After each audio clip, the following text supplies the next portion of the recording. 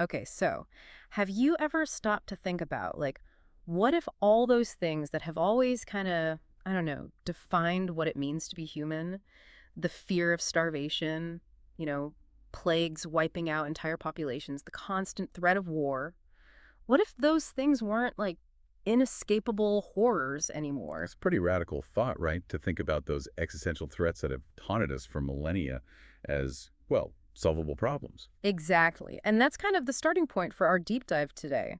We're going to look at how humanity has grappled with these like really fundamental threats and how our perspective has shifted from just trying to survive to, well, actually aiming for something way more ambitious, like enhancing ourselves and pushing the boundaries of what it even means to be human. And we got a whole bunch of super interesting material to dig into that shows just how far we've come and the wild possibilities that might be on the horizon. So the goal here, as always, is to break down all this complex stuff, pull up the most important insights, and give you the lowdown without getting bogged down in all the details. Yeah, think of it as your cheat sheet to understanding some pretty huge ideas. And hopefully you'll have a few aha moments along the way. All right, so let's start with those old enemies, the ones that have plagued humanity for, well, pretty much forever.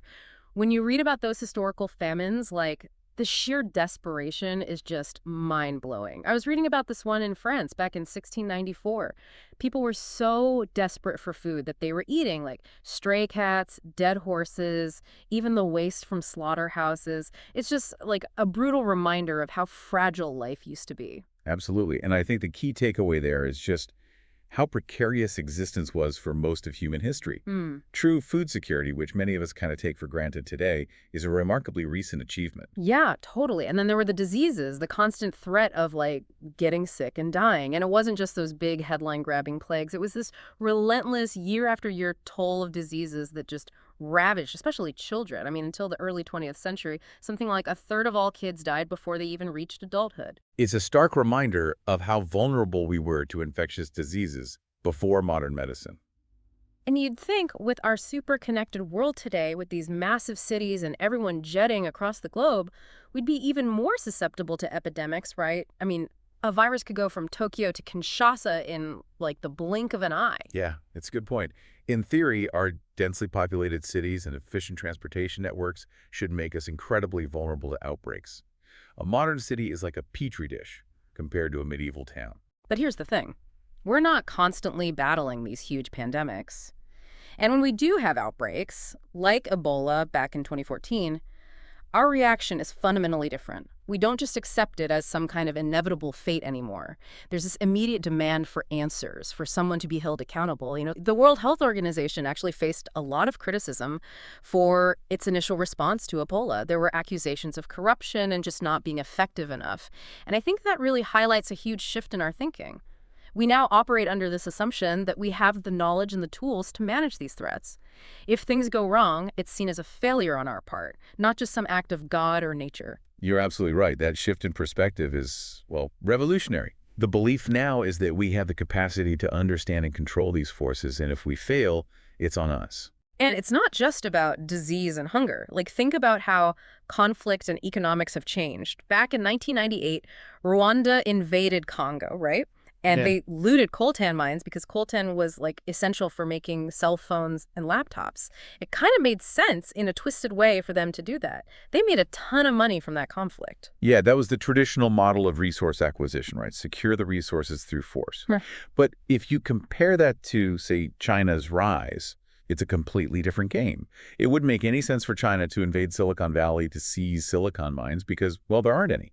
Their wealth comes from peaceful trade, from working with companies like Apple and Microsoft. In fact, the amount Rwanda probably made in a year from coltan, China makes that in a day just from this kind of global commerce. It's crazy how much more profitable cooperation has become than just grabbing resources by force. And even something like terrorism, which feels so terrifying and overwhelming, can be seen in a different light. There's this analogy about a fly buzzing around in a bull's ear. The fly can't destroy a china shop, but it can provoke the bull into, like, a wild rampage.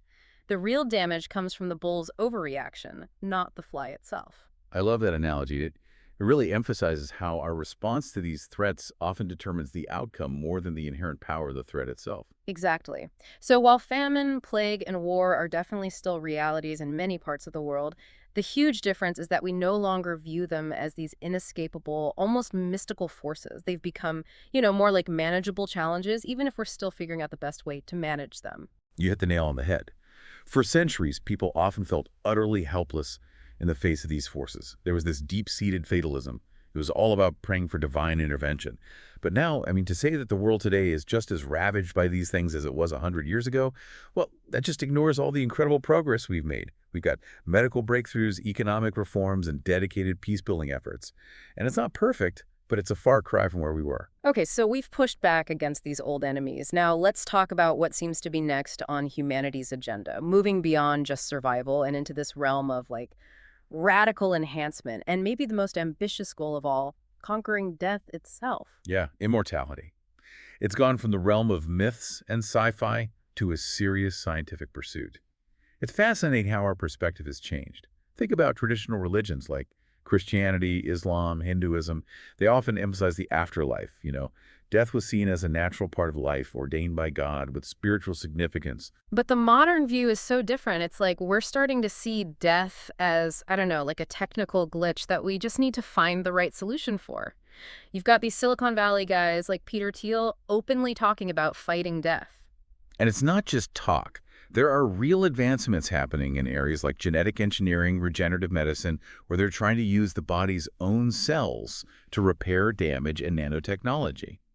Some experts are even predicting that we could overcome death entirely within the next century, maybe even sooner.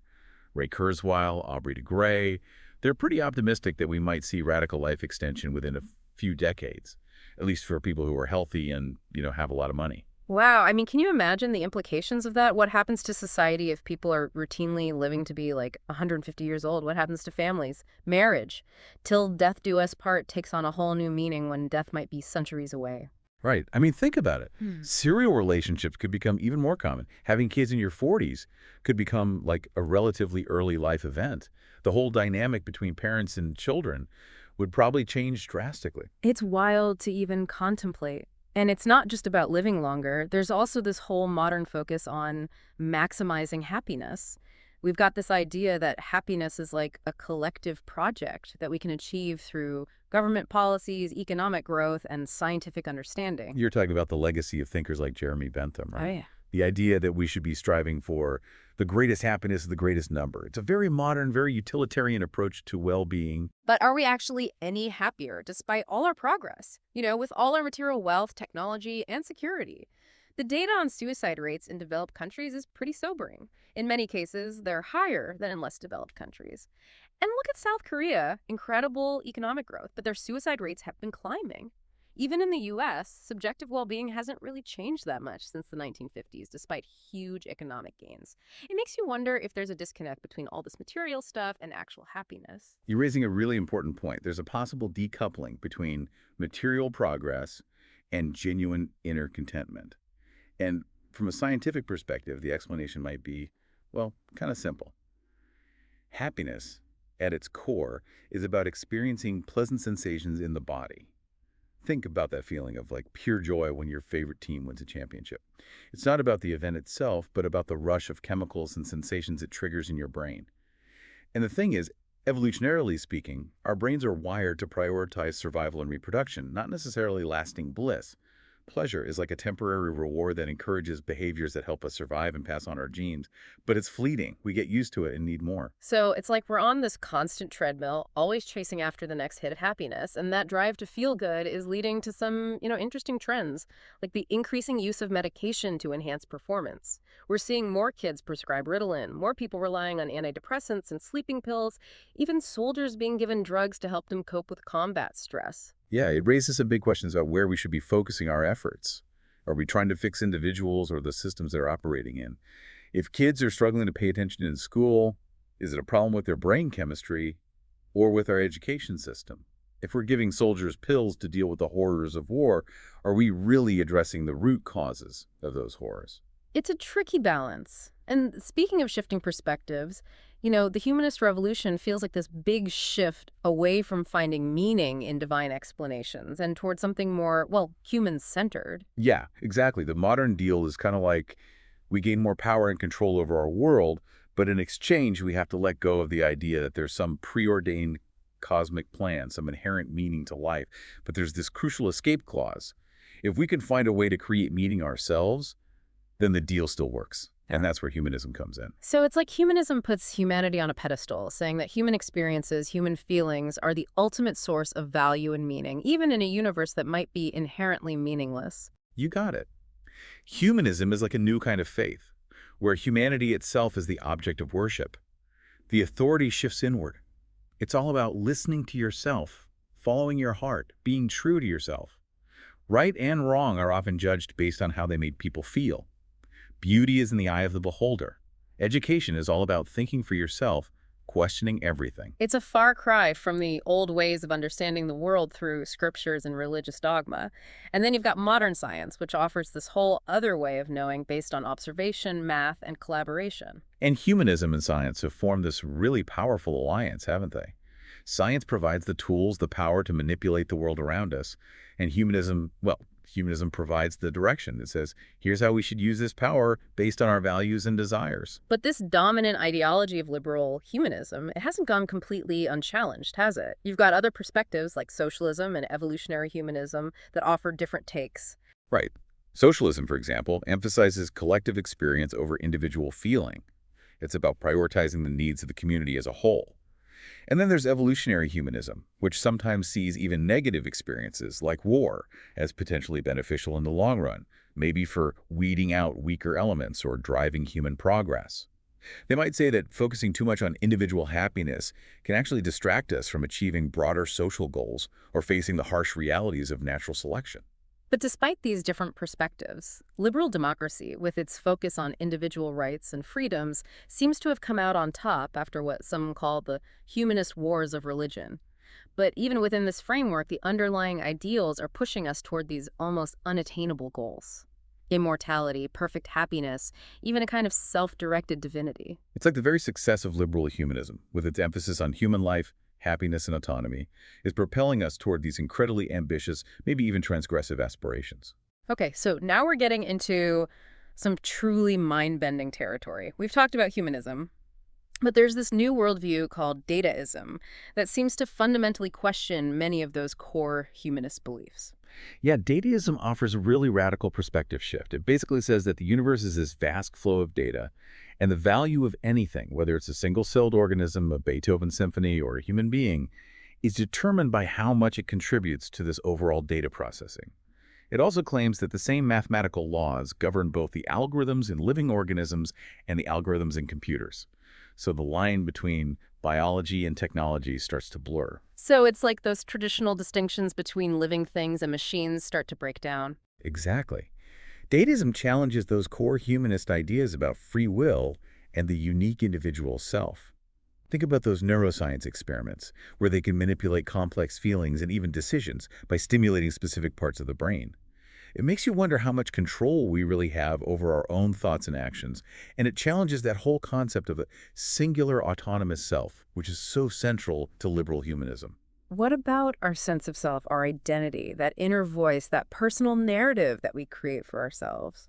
Dataism actually distinguishes between the narrating self, the storyteller in our heads that constructs a coherent narrative of our lives, and the experiencing self, the one that lives in the present moment, experiencing sensations as they happen. And it turns out that the narrating self is pretty unreliable. It's biased, it distorts memories.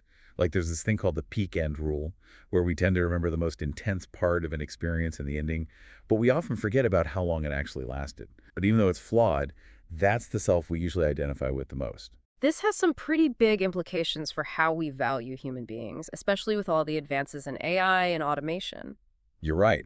Dataism suggests that advanced technology could actually make humans, well, obsolete, both economically and militarily. And that undermines the whole liberal humanist idea that every individual has inherent value. Think about self-driving cars or AI that can already outperform humans in a lot of white-collar jobs like banking, travel planning, even medical diagnosis. If machines can process data and make decisions more efficiently than we can, then our value as workers, as experts, starts to diminish. And if these systems, like some future version of Google that has access to tons of data about us, can actually know us better than we know ourselves, what happens to things like democratic elections? Dataism says that if algorithms can analyze all this data about our preferences, behaviors, even our physiological responses, they might be able to represent our opinions and desires more accurately than we can. Our own narrating selves are just too biased and flawed. And this could lead us to question the whole foundation of liberal democracy, where individual choice and expressing your opinions through voting are considered so important. And it's not just about advances in computer science, it's also about this growing biological understanding that, in a way, we're all just complex information processing systems. This all points toward a potential widening of the gap between the haves and have-nots. If access to bioenhancements becomes the new dividing line, it could create a whole new kind of social hierarchy. It's interesting, isn't it? The trajectory of medicine seems to be shifting. In the 20th century, it was all about healing the sick, bringing everyone up to a basic level of health. It's pretty egalitarian. But in the 21st century, there's this growing focus on upgrading the healthy, giving certain individuals a competitive edge through things like enhanced memory, intelligence, physical abilities. And if these bio upgrades become commonplace, they'll just become the new baseline, leading to this constant need for further enhancements to stay alert. You know, it's funny, for all its scientific achievements, Western culture doesn't really have this strong tradition of cultivating superior mental states like you see in some Eastern philosophies. I wonder if that could be limiting our understanding of consciousness and what the human mind is truly capable of. At a great point. We tend to be so focused on like the typical human experience that we might be missing out on a whole world of other possibilities. I mean, think about bats with their echolocation or whales with their complex communication and potentially rich emotional lives. Our definitions of valuable cognitive experience might be way too narrow. And if it's all about market forces and societal needs driving these future mind upgrades, what are we going to lose in the process? What about empathy? What about the ability to just, think deeply and contemplate things? That's the question, isn't it? What if we end up optimizing for certain cognitive skills, but sacrifice other important human qualities along the way? I read about this research into attention helmets for soldiers designed to boost focus and decision-making speed. But what if they also make them less empathetic, less able to handle complex situations that require nuance and understanding? And then there's the ultimate question. What happens when we can literally reshape our own desires and motivations? What kind of society will we create then? So we've come a long way, haven't we, from battling those existential threats that once seemed insurmountable to now talking about radical self-improvement and even conquering death. But this pursuit of transcendence through technology and the data seems to be challenging the very humanist values that got us here in the first place. Exactly. This deep dive has shown us this potential shift in our understanding of value and meaning, moving away from a human-centered view towards something more data-driven. And it forces us to confront some really big questions. What does it even mean to be human? Do we have free will? What's the future of our society in a world increasingly dominated by algorithms? It really makes you think. In a world where algorithms might know us better than we know ourselves, where does meaning come from? Is it just about maximizing data flow? Or is there something more to the human experience that goes beyond just processing information? It's definitely something to ponder. Well, thanks for joining us on this deep dive. We hope it's given you some food for thought.